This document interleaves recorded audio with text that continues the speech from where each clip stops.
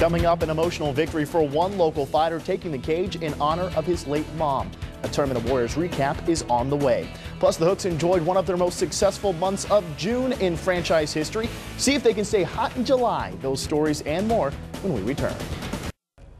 The hottest team in Texas League baseball cooled off a little bit today. Welcome back, all. I'm Jason Notoras. Rain coming down for a couple minutes in the bottom of the second tonight. No delay, though. The Hooks looking to sweep their series against Northwest Arkansas, but the Nats, they had other plans. Julio Rodriguez solo home run off Ross Seaton in the third. That'll put the Naturals ahead 1-0. Seaton would settle down from there. He does go 7 innings, 5 strikeouts, only gave up 2 runs.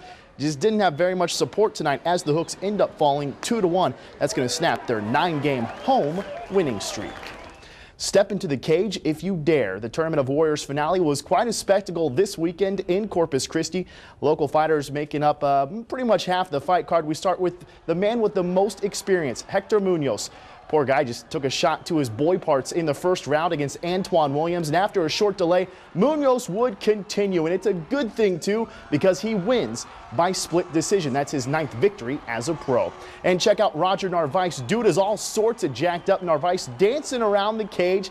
All that before locking his opponent into an armbar at the 2:39 point of the opening round. That in their light heavyweight bout. Afterwards, Narvaez said it was a very emotional victory that he dedicated to his mom, who passed away 7 years ago. She always pushed me in sports and especially in the martial arts. And this was for her. I've never been able to fight at home. Every time I fight, it's for her and my family. And, I'm just glad that I know I'm doing her proud. Here's your fastest decision of the night. Jimmy Flick, who used to train in Corpus Christi, takes care of Aiden De La Garza in just 54 seconds, courtesy an arm triangle, or as I call it, the Sabaco stinker hold. Then it was Corpus Christi's own Chris Pacero's turn to do a little bit of damage. Pacero just laying a beating on Ali Alewi in the 145 class. Near the end of the first round, the TKO is called as his knee just slugs Alewi in the skull. No mystery here as the Enigma helps the hometown guys pick up yet another victory. I'm glad that everybody's doing good here from Corpus. This is what we do. We represent. So, MMA here in Corpus Christi is strong. Let's keep it going. Meanwhile, not so happy a night for another pair of locals, starting with Cal Allen's Kirk Hubble. He was looking solid, then just one mistake, and he would be out. Hubble up here, coming up, ducks the punch, only to get a vicious knee to his head. He crumbled on the only knockout of the night. And former Carroll cheerleader turned MMA social butterfly, Jordan Gaza. She would get in the cage. Her fighting against Paige Van Zant went to the judges, and then it was awarded victory to Van Sant by split decision. Both Hubble and Gaza were making their professional debuts. For more local stories, you can always get social with us on Facebook or Twitter. Stick around. Plays of the Week is next. Welcome back, all. It's time for that Sunday tradition, the top plays from this week in local sports. Leaping into the countdown is Cal Allen graduate Amy Acuff. The 36-year-old qualified for her 5th Olympic Games this week. This video from her final jump clearing the 1.95 meter mark. For those who don't convert in their head, that's 6'4" 3/4 inches. Yeah, she can jump humans. You can watch her on NBC Sports in the Olympics. Number 4 is a bit of a stretch, check out the wingspan of William Bullard. The former Islander hoopster turned Harlem Globetrotter adds another interesting feat to his resume. The Bull rampaged American Ninja Warrior on this week's broadcast. He advances to the finals in Vegas. Number 3 is a bit defensive. Hooks at home today. Soft grounder dribbled to third. Brandon Wyckoff all over it. No WikiLeaks here. More from this game later in the countdown. We head into the cage for number 2. Local fighter Chris Pacero has a leg up on his opponent, or maybe more like his knee is all up in his grill. TKO, but the real treat is going to be Pacero's celebration. Dude can dance. Look at those moves. And how about your play of the week? Hooks and Nats today, Jose Martinez. Sometimes words just aren't enough. Have another look. Martinez fields the ball on the shortstop side of the bag, then flips it over to first for the out. And for those efforts, we salute you with Friday Night Fever's Play of the Week. Also, quick congrats to Jose Altuve. The former Hook will play in the Major League All-Star game, the lone member of the Astros named to the NL roster. And that'll do it for me. Let's send it back over to Dave. All right, Jason, totally awesome. 93 degrees, your forecast high. The community will honor 2 of its graduates who recently died in a fallen but not forgotten ceremony tonight at halftime. Sergeant Ryan Lukoski was killed last October in New Orleans. Dressed in uniform, the 2005 grad was walking his wife home from a military ball when he was stabbed. The Tuloso Midway faithful will also remember the life of Johnny Joe Ramos. The 2001 graduate was struck and killed by an SUV while out for a morning jog just last week. Anytime you lose individuals to a tragic accident and a murder, the community suffers for it.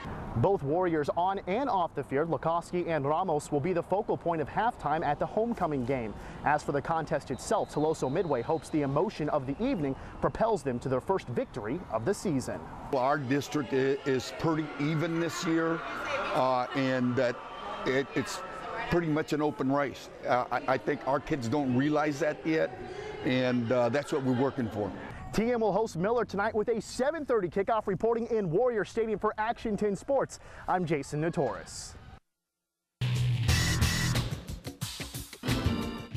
I just wanted to be on the diamond all the time, like 24/7. Cal Allen product Dylan Duarte and teammate Trace Busey beat out more than 300 other athletes at a national tournament to make the USSSA All-American team. One of the best experiences of my life right there. That was amazing for me. I looked around and realized that, I was above average than, the normal kid. I can, seriously have a shot at doing something in this sport. At the age of 13, Busey is already hitting 80 miles per hour on his fastball, a talent he has honed in recent years. I have a true passion for baseball, so I can give up going to the movies or to the mall to, just work on bettering my skills.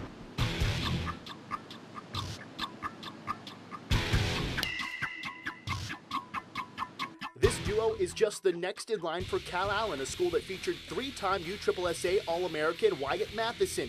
He traveled with Team USA's varsity squad to Prague last month alongside Carroll's Trey Rodriguez. This whole city has high schools left and right that go state tournament every year, back to back, and it's just amazing how much talent we got here. Duarte and Busey both pitch and play in the outfield. They work out at Rollins Baseball Academy off Holly, and with every swing of the bat, every throw, these future Wildcats make sacrifices to get one step closer to living out their dreams. Every day of the summer, I'd always be on the baseball field. You don't really get to, do all the stuff on the weekend that a normal kid does, but, it's worth it because, now look where I am.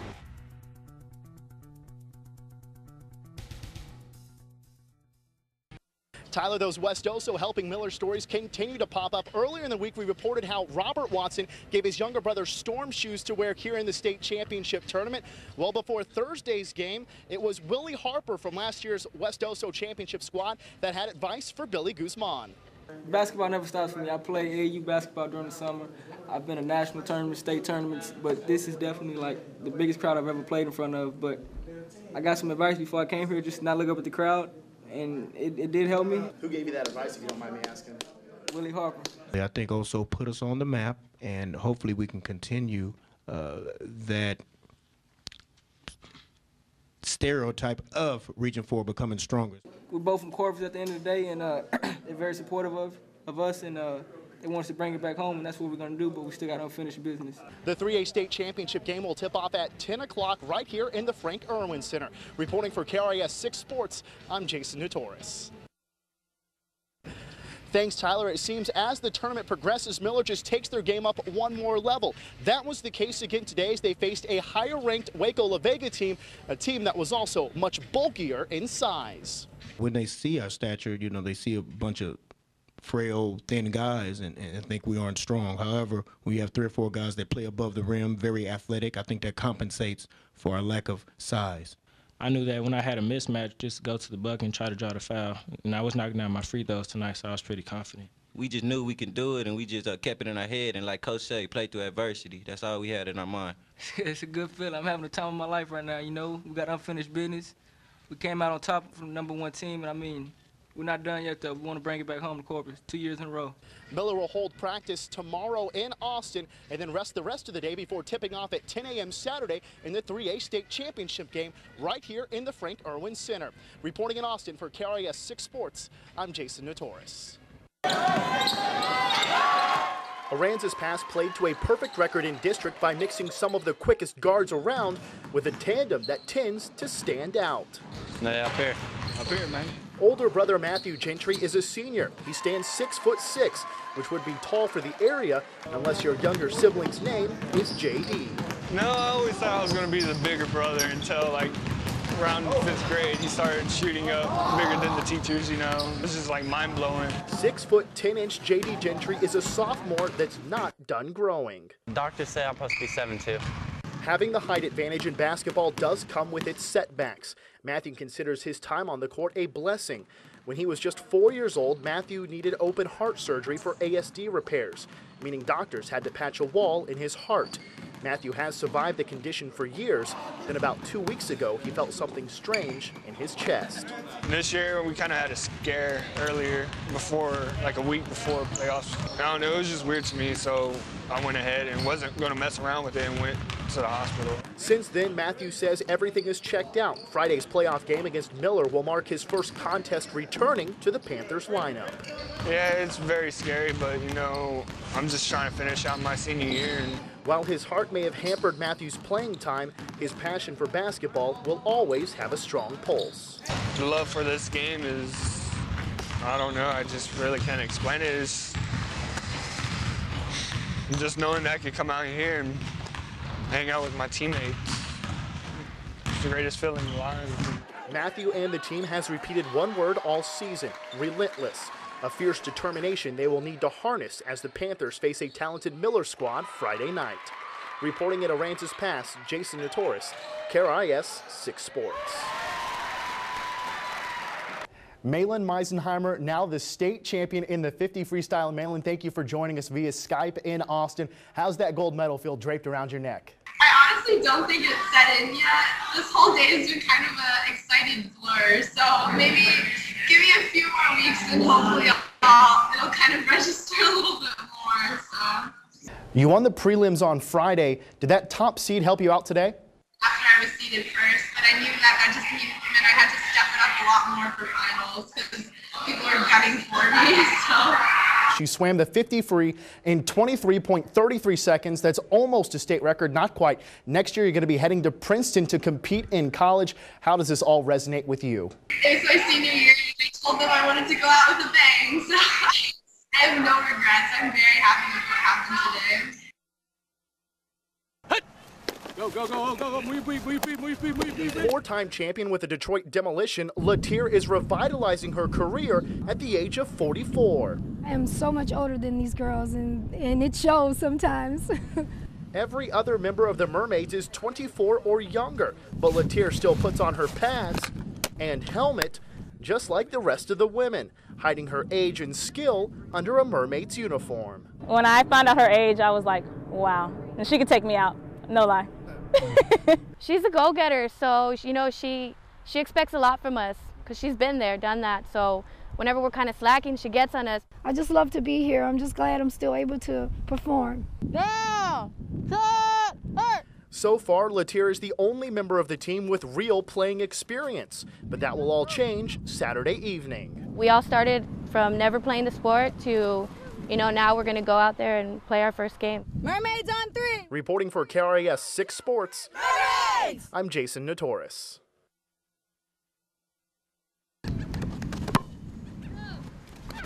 It's the first teen and tween kickball tournament hosted by Philip, a local nonprofit that helps 18 to 25-year-olds transition from the foster care system into independent life. Philip has helped me with my rent. They help with groceries sometimes.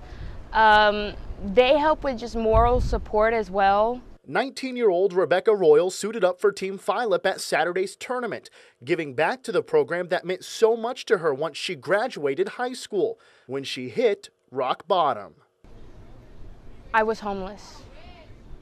I was homeless in Dallas, and then I ended up actually being out on the street for about 3 to 4 days. Horrible, because you go days without eating.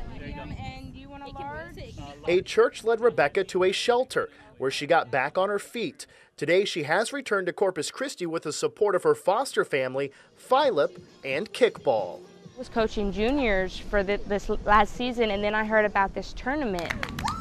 It helps individuals like me and others that are, getting out of the system, but it also, was a fun experience. Tyler, players say this is one of the most anticipated upcoming seasons in recent memory, since 2011 was such a bust. We did have a lot of hype. And all the hype, just a lot of hype. Countless times we claimed the national championship going into the season, and obviously it didn't work out like that. We learned from it. We got plenty of film on what we did wrong. Last year, we did get a little over ourselves, thinking that the win was just going to fall in our lap.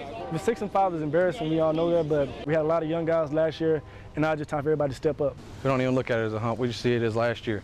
This is this year, We're going in, this is spring, this is 2012 season right now. We're not, last year was last year. We got all our guys back. We're going to make a big impact in the nation this year, and it's going to be a lot of fun. Wide receiver Robert Armstrong added that around Kingsville, football is a lifestyle. It's a full-time job. We live for this Javelina pride.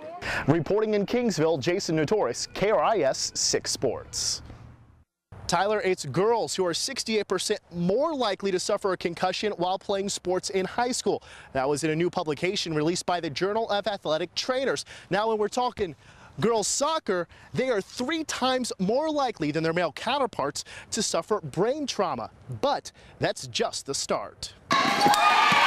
Basketball, it seems to be that the females tend to get more concussed than the males. CCISD head athletic trainer Lee Knox said today alone he is working with 2 concussed female basketball players, which may be one of the many sports hidden from the brain trauma spotlight. There's, some female high school athletes that we have had problems with getting a concussion, and it's occurred throughout the realm of sports in high school and middle school. Girls soccer and girls basketball are the 2nd and 3rd most concussed reported sports according to multiple medical studies, with only football having higher numbers. Olden days, you didn't see women playing football or aggressive soccer, but now they're playing as competitive as the males and even playing with males. And so I think we're seeing a lot more women getting hurt and more incidents of reporting.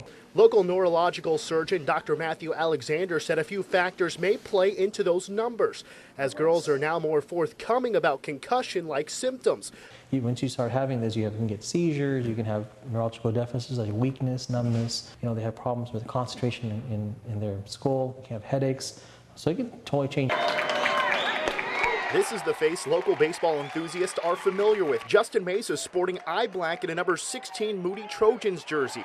After battling academic eligibility issues in college, Mesa would make his stamp on the game February 22, 2011, when he struck out 7 Texas Longhorns in the Islanders' 2nd ever victory against UT. This is his face today. Mesa was involved in a car accident in November, and doctors initially believed he may never walk again. Laying in the bed, hearing the news from the doctor say I'm paralyzed the rest of my life, I just didn't know what to do. I thought my life was over, not being able to pick up a baseball again. Doctors had made a mistake, and Mesa was able to walk home within 2 days. It was a real blessing. Even though I didn't play baseball this year, thank the God that I was able to walk. Mostly forgotten outside his own circles, Mesa is now climbing Major League Baseball draft boards, despite missing about a year of competitive play. Thank God giving me the opportunity to actually get drafted and get to the physical strength I need to be at. And now his drive for the game could land him a major league contract and, let's face it, a new life. Jason Notoras, KRIS 6 Sports.